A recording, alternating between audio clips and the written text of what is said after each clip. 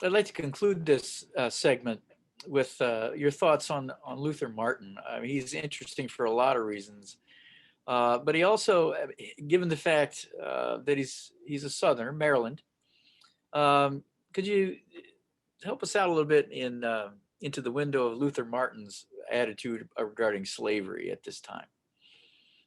Well, Martin is indeed the Attorney General for the state of Maryland at this time, and he serves in that capacity for a long time. There's a little bit of a break in there for a couple of years, but he serves as Attorney General for many, many years. But he's not born and bred a Southerner.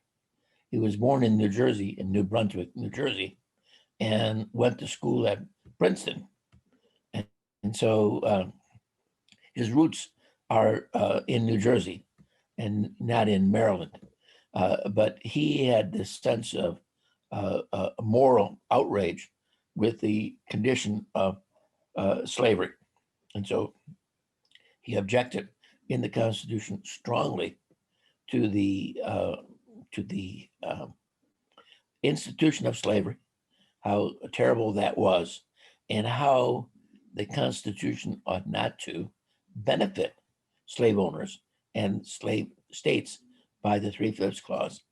And he also objected to the slave trade, the African slave trade, which so many people did because it brought free human beings out of Africa and enslaved them. That's not an unusual position. Look at George Mason, who owned several hundred slaves, and yet he gives one of the most impassioned speeches in the Constitutional Convention against the slave trade. And in fact, many people argued that Virginians opposed the slave trade because they had a surplus of slaves, and in fact, they were breeding slaves to be sold elsewhere, particularly in Kentucky and the deep South, the Georgia and South Carolina, where there was a market for slaves.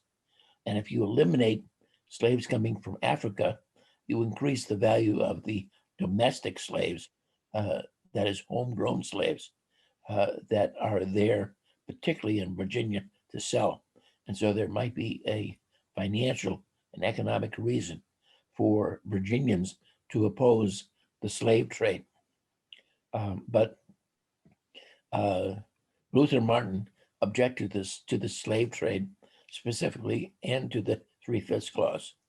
And so he had the same arguments that would be put forth by Northerners that opposed those provisions of the Constitution. He doesn't particularly come out and oppose the fugitive slave clause. I think probably he was gone or just about ready to leave the convention before that clause was inserted into the Constitution. But there's not too much argument against the fugitive slave clause in the Constitutional Convention.